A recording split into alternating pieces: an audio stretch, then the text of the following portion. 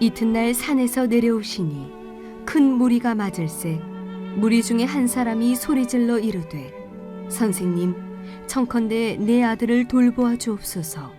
이는 내 외아들이니이다. 귀신이 그를 잡아 갑자기 부르짖게 하고 경련을 일으켜 거품을 흘리게 하며 몹시 상하게 하고야 겨우 떠나가나이다. 당신의 제자들에게 내쫓아 주기를 구하였으나 그들이 능히 못하더이다. 예수께서 대답하여 이르시되 믿음이 없고 패역한 세대여, 내가 얼마나 너희와 함께 있으며 너희에게 참으리요. 네 아들을 이리로 데리고 오라 하시니 올 때에 귀신이 그를 거꾸러뜨리고 심한 경련을 일으키게 하는지라. 예수께서 더러운 귀신을 꾸짖으시고 아이를 낳게 하사 그 아버지에게 도로 주시니 사람들이 다 하나님의 위엄에 놀라니라. 그들이 다 그 행하시는 모든 일을 놀랍게 여길세 예수께서 제자들에게 이르시되 이 말을 너희 귀에 담아두라. 인자가 장차 사람들의 손에 넘겨지리라 하시되 그들이 이 말씀을 알지 못하니 이는 그들로 깨닫지 못하게 숨긴 바 되었음이라. 또 그들은 이 말씀을 묻기도 두려워하더라. 제자 중에서 누가 크냐 하는 변론이 일어나니 예수께서 그 마음에 변론하는 것을 아시고 어린아이 하나를 데려다가 자기 곁에 세우시고 그들에게 이르시되 누구든지 내 이름으로 이런 어린아이를 영접하면 곧 나를 영접하며 또 누구든지 나를 영접하면 곧 나를 보내신 이를 영접함이라. 너희 모든 사람 중에 가장 작은 그가 큰 자니라. 요한이 여짜오되 주여 어떤 사람이 주의 이름으로 귀신을 내쫓는 것을 우리가 보고 우리와 함께 따르지 아니하므로 금하였나이다. 예수께서 이르시되 금하지 말라. 너희를 반대하지 않는 자는 너희를 위하는 자니라 하시니라. 사랑과 은혜가 풍성하신 하나님 참 감사합니다. 하나님 이 시간에 아버지 우리 영혼의 양식되는 생명의 말씀 앞으로 우리가 다시 한번 나옵니다. 하늘 양식, 하늘 만나 구하러 나온 자들마다 이 말씀 배불리 먹고 이 말씀으로 우리 영혼이 되살아나는 역사가 있을 수 있도록 오늘 이 예배 가운데 함께하여 주시옵소서. 감사하며 우리 주 예수님의 이름으로 간절히 기도하옵나이다. 아멘. 누가복음 33번째 시간입니다. 이 시간에는 내 귀에 담은 말씀이라는 제목으로 하나님 말씀 함께 나누겠습니다. 지난 시간에 우리가 살펴봤던 변화산의 사건을 복습해보면 하늘로부터 소리가 나서 이르되 너희는 그의 말을 들으라. 오직 예수 그리스도의 말씀을 들어야 한다는 것입니다. 그리고 계속해서 이어지는 오늘 본문 44절에서 예수님이 이렇게 말씀하셨어요. 이 말을 너희 귀에 담아두라. 자, 1번 너희는 그의 말을 들으라. 그리고 2번 이 말을 너희 귀에 담아두라. 여러분 이 연결점이 보이십니까? 성부 하나님은 예수님의 말씀을 들으라고 하셨고 성자 예수님은 내가 지금부터 하는 이 말씀을 너희 귀에 담아두라고 하셨습니다. 여기에서 귀에 담아두라고 하신 것은 단순히 귀로 들으라는 뜻이 아닙니다. 이 구절을 원어로 읽어보면 이런 뜻을 갖고 있어요. 이 말씀을 너희 귀 속에 단단히 고정시키고 그 뜻을 온전히 깨달아서 너희 자신의 것으로 만들어라. 자, 이쯤 되면 우리 귀에 담아야 할 이 말씀의 무게가 대단히 중대하다는 것을 알 수 있습니다. 자, 그렇다면 과연 어떤 말씀일까요? 저와 여러분의 귀에 담아둘 뿐 아니라 단단히 고정시켜서 온전히 깨달아야 할 말씀. 오늘 본문 44절을 다시 보겠습니다. 이 말을 너희 귀에 담아두라. 인자가 장차 사람들의 손에 넘겨지리라 하시되. 자, 바로 이 말씀입니다. 오늘 우리 귀에 담아야 하는 말씀은 저와 여러분을 구원하시기 위해서 사람들의 손에 넘겨져 고난받으시고 죽으신 우리 구주 예수 그리스도의 십자가 사건, 복음입니다. 복음의 말씀을 우리 귀에 단단히 고정시켜서 온전히 깨달아 우리 자신의 것으로 만들어야 한다는 것입니다. 다른 거는 다 흘려보내고 다른 말씀은 다 잊어버려도 이거 한 가지 십자가의 복음만큼은 저와 여러분의 귀에 영원히 고정시키고 생명 걸고 붙들어야 할 진리라는 것입니다. 주 안에서 사랑하는 우리 성도 여러분, 오늘 저 장 목사가 하는 말은 다 잊어버리셔도 괜찮아요. 저 상처 안 받아요. 그러나 예수님의 십자가 복음만큼은 단단히 붙드십시오. 여러분의 귀에 고정시키세요. 이 복음의 말씀을 온전히 깨달아 자신의 것으로 만드는 자, 복음의 풍성함을 아는 자, 누리는 자, 전하는 자, 바로 제가 되고 여러분들이 다 되시기를 우리 주님의 이름으로 축복을 드립니다. 자, 오늘은 설교의 결론을 초반부터 먼저 말씀을 드렸습니다. 왜냐하면 지금부터 우리가 살펴볼 내용이 대단히 김 빠지고 힘 빠지는 내용으로 이어지고 있기 때문에 처음부터 김 빠지는 내용으로 시작하려고 하니까 기운이 좀 안 나서 순서를 좀 바꿔봤습니다. 자, 그러면 지금부터 오늘 본문에 나오는 예수님의 제자들의 모습을 살펴볼 텐데요. 너무나도 실망스러운 모습으로 예수님의 의도와는 정반대의 모습으로 이 복음에는 아무 관심이 없고 엉뚱한 데 마음을 두고 있는 12제자들 지금부터 살펴보겠습니다. 예수님이 3명의 제자들을 데리고 산에 가셨다가 이제 내려오셨어요. 변화산의 사건에 동행했던 3명의 제자들이 있었죠. 베드로, 요한, 야고보, 요 3명이에요. 내려오자마자 어떤 사람이 예수님 앞에 급하게 나와서 간청을 하고 있습니다. 38절부터 보시면요. 선생님, 청컨대 내 아들을 돌보아 주옵소서. 이는 내 외아들입니다. 귀신이 그를 잡아 갑자기 부르짖게 하고 경련을 일으켜 거품을 흘리게 하며 몹시 상하게 하고야 겨우 떠나가나이다. 자, 귀신 들린 아들을 데리고 나온 아버지가 있습니다. 여기에서 외아들이라고 했죠. 외아들이라고 한 것은 어떤 의미가 있을까요? 자, 이 아들은 이 가족의 유일한 미래요 희망이라는 것입니다. 자, 그런데 이 아버지는요, 아무것도 할 수 있는 게 없습니다. 내 자식이 고통받고 있는데 아무것도 할 수 없는 부모의 마음.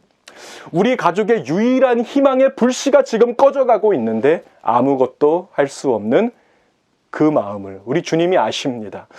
그 마음 그대로 가지고 주님 앞으로 나오십시오. 주님 손에 맡겨드리십시오. 인생 모든 문제 해결이 되시는 예수 앞에 여러분 삶의 문제를 가지고 나오십시오. 여러분의 마음을 평안으로 채워주실 것입니다. 처음에 이 사람이 예수님을 찾아왔을 때는 주님이 거기 안 계셨어요. 왜냐하면 예수님이 산에 올라가셨을 때 찾아왔기 때문에 이 타이밍이 좀 안 맞아서 엇갈렸던 것이죠. 어쩔 수 없이 거기 남은 제자들, 그러니까 베드로, 요한, 야고보를 제외한 나머지 9명의 제자들에게 도움을 청했을 것입니다. 어떻게 되었을까요? 40절입니다. 당신의 제자들에게 내쫓아 주기를 구하였으나 그들이 능히 못하더이다. 자, 제자들은 실패했습니다. 근데 여기에는 참으로 이상한 점이 한 가지 있습니다. 우리가 지금 누가복음 9장을 보고 있는데요. 9장 1절을 보시면 이런 구절이 있었어요. 예수께서 12제자를 불러 모으사 모든 귀신을 제어하며 병을 고치는 능력과 권위를 주시고, 자, 불과 얼마 전입니다. 주님의 제자들은 능력과 권위를 이미 다 받았다고요.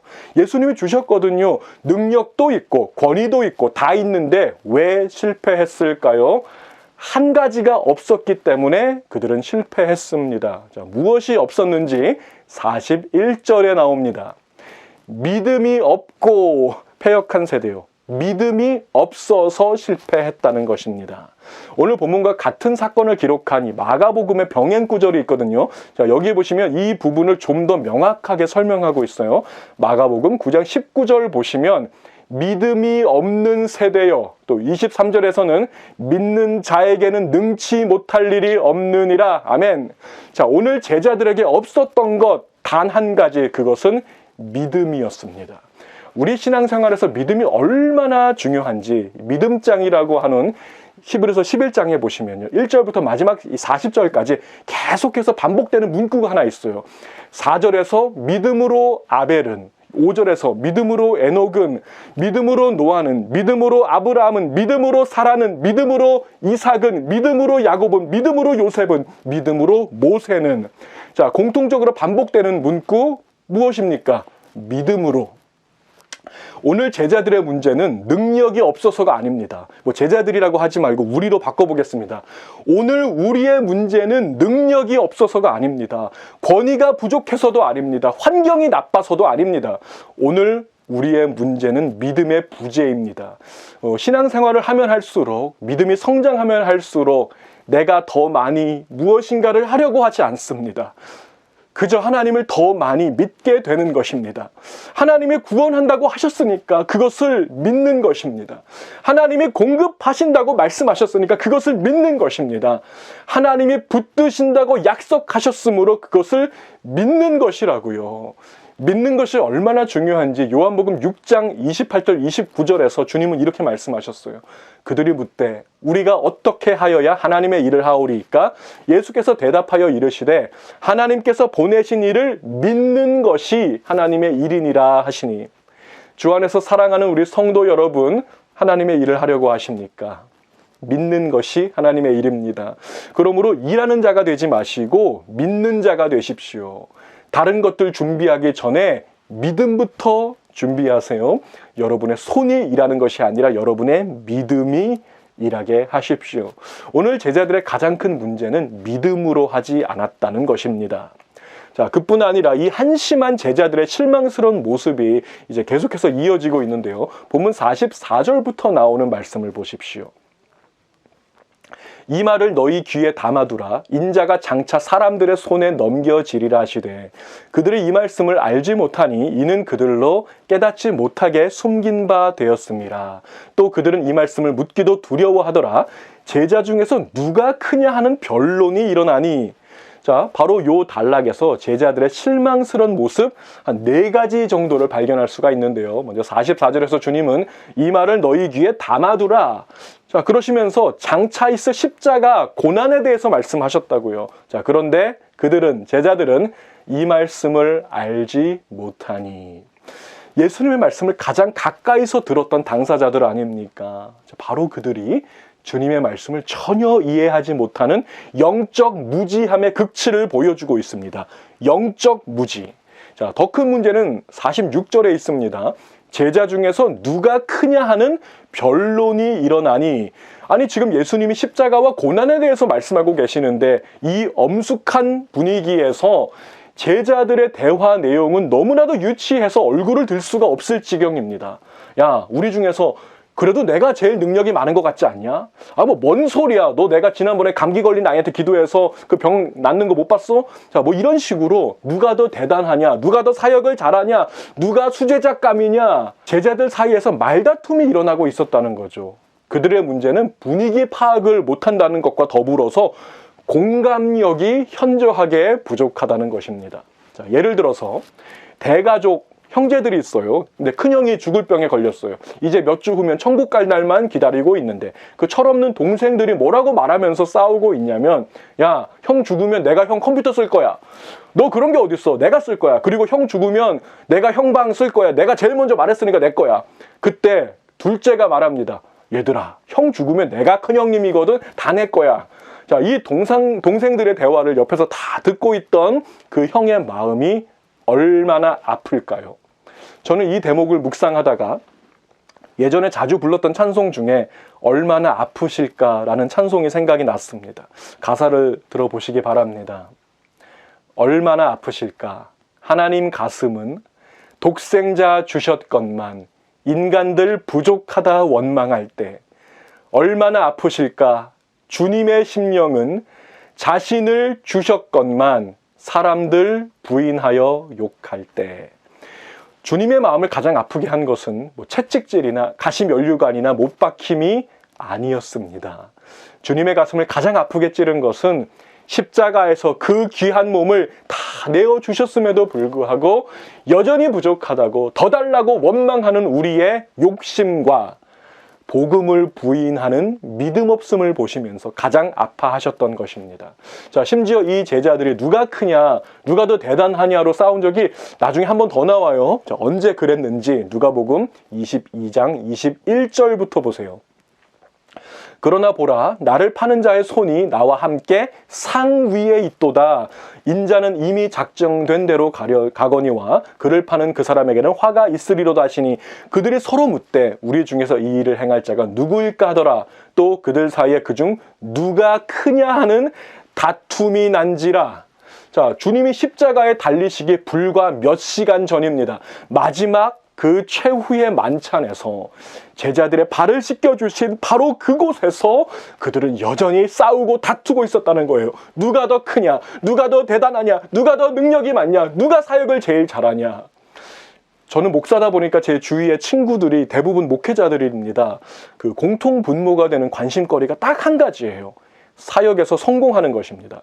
목회 현장에서 인정받고 다른 목회자들로부터도 칭송받는 부러움의 대상이 되고 사역적으로 성공하는 것에는 대단히 관심들이 많지만 정작 예수님이 하고자 하시는 그 생명 살리는 일에는 무관심하고 무지하고 공감하지 못하는 자들이 될 수 있는 그 위험성에 얼마든지 노출되어 있다는 것입니다.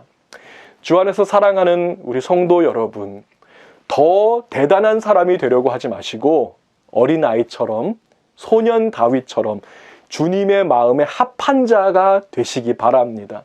주님의 관심이 나의 관심이 되길, 주님의 시선이 나의 시선이 되길, 주님의 애통이 나의 애통이 되어지는 제가 되고 여러분들이 다 되시기를 우리 주님의 이름으로 축복을 드립니다. 자, 그리고 또 한 가지, 여러분들의 목회자를 위해서 기도하는 것을 잊지 마십시오.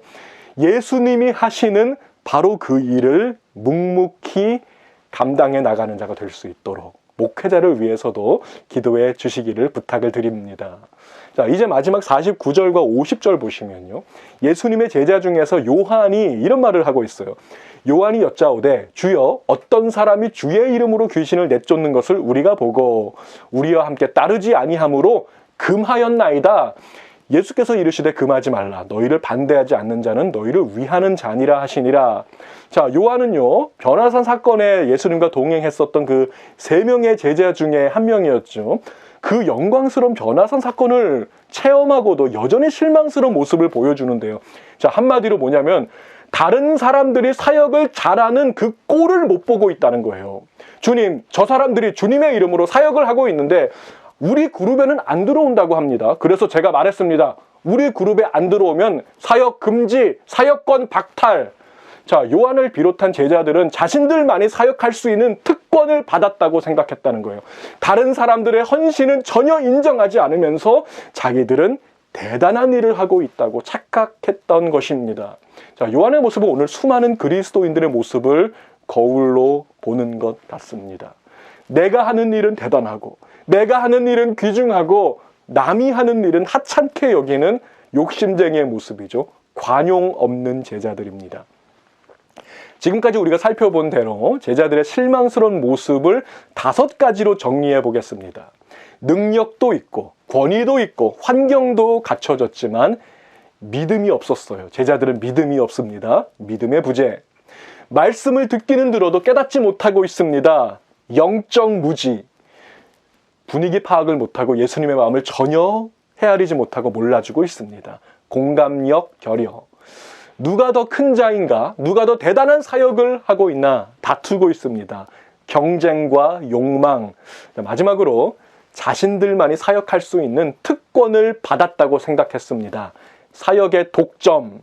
자, 이 모든 문제를 한 방에 해결할 수 있는 The Cure, 특효약이 있습니다. 어디에 있냐면 오늘 본문 말씀 44절에 있습니다. 이 말을 너희 귀에 담아두라. 인자가 장차 사람들의 손에 넘겨지리라 하시되. 자, 바로 이 말씀입니다. 저와 여러분을 구원하시기 위해서 사람들의 손에 넘겨져 고난받으시고 죽으신 우리 구주 예수 그리스도의 그 십자가 사건, 복음입니다. The Cure는 복음 그 자체입니다. 복음 그 자체의 능력이 있습니다. 복음의 말씀을 우리 귀에 단단히 고정시켜서 온전히 깨달아 우리 자신의 것으로 만들 때 믿음의 역사가 회복될 것입니다. 영적인 시력이 열리게 될 것입니다. 죽어가는 자들의 아픔에 공감하는 자가 될 것이며 나의 욕심이 아니라 하나님의 소원을 이루어 드리는 자가 될 것입니다. 독점이 아니라 동행하는 자가 될 것입니다. 주 안에서 사랑하는 우리 성도 여러분, 오늘 저 장 목사가 하는 말은 다 잊어버리셔도 괜찮아요. 다른 건 다 흘려보내고 다 잊어버려도 예수님의 십자가 복음 이 하나만큼은 단단히 붙드십시오.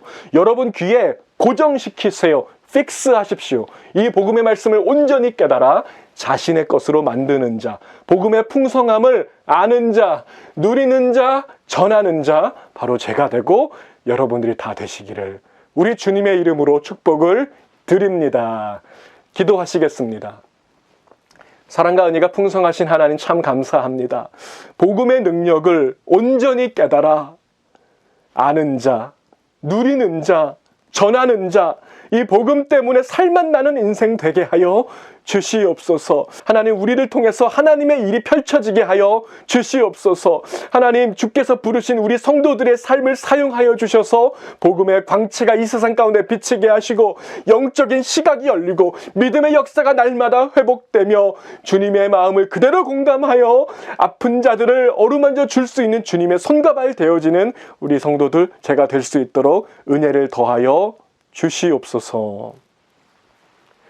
지금은 우리를 위해서 그 십자가에서 물과 피를 다 쏟으사 우리의 구주 되신 우리 주 예수 그리스도의 그 십자가의 은혜와 하나밖에 없는 독생자까지도 아낌없이 내어주셔서 우리를 거룩한 나라와 제사장으로 부르신 우리 하나님 아버지의 무한하신 그 사랑하심과 오늘도 우리와 동행하심이 함께 하셔서 이 복음의 사명 능히 감당하게 하시는 우리 주 성령 하나님의 그 교통하심이 오늘 이 복음의 말씀을, 십자가의 말씀을 내 귀에 담아둘 뿐 아니라 내 귀 속에 고정하여서 영원히 간직하기를 소망하는 거룩한 주의 백성들 머리머리 위에와 가정과 자녀와 사업 위에 지금으로부터 영원까지 함께 하시기를 간절히 축원하옵나이다.